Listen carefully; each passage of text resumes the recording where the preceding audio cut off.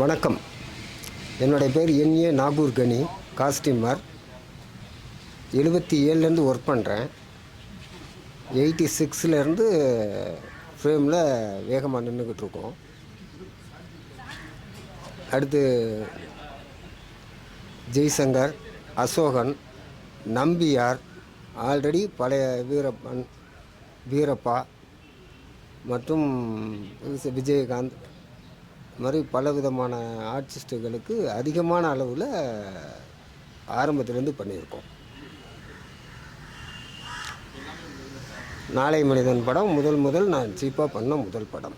ஆனால் விஜயகாந்தை பற்றி நம்ம சொல்லணும்னு சொன்னால், அவங்க மதுரையில் மில் கம்பெனிலேருந்து ஆரம்பித்தாங்க. அதுக்கப்புறம் சினிமாவை பற்றி அப்படி இப்படி பேசி அதுக்கப்புறம் சிவப்பு மல்லி அப்படிங்கிற படத்தில் துவங்க ஆரம்பித்து அதில் நாங்கள் நண்பர்களானோம். அதுலேருந்து அவங்க நம்மளும் ஓரளவுக்கு பழக்கமாக இருந்தோம். இடையில் அவங்களுக்கும் நமக்கும் பேச்சுவார்த்தைகள் அதிகமான அளவில் இல்லாமல் போயிடுச்சு.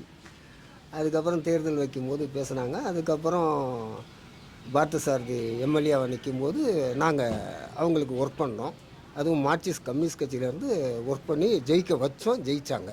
விஜயகாந்தை பொறுத்த வரைக்கும் ஒரு நல்ல நண்பராகவும் ரொம்ப அன்பான ஒரு மனிதராகவும் தோளோடு தோணி இணைந்து எல்லாரோடையும் நட்போடு பழகுவாங்க. இதுமாதிரி யாருக்கும் எந்த டென்ஷனும் இருக்காது.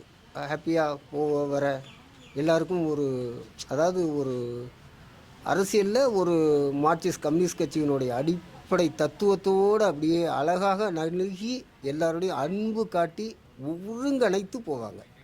யாருக்கும் எந்த டென்ஷனும் இல்லாமல். அதுமாதிரி சின்ன சின்ன பிரச்சனைகள் மக்கள் மத்தியில் இல்லை டெக்னீஷியன் சைடில் வந்தால் கூட அவங்களே நேரடியாக வந்து பேசி சமாதானப்படுத்திட்டு போவாங்க. அதேமாதிரி ஏதாவது பிரச்சனை உங்களுக்கு என்ன இருக்குது, நான் செய்கிறேன் அப்படின்னு நேருக்கு நேராக வந்து பேசுவாங்க.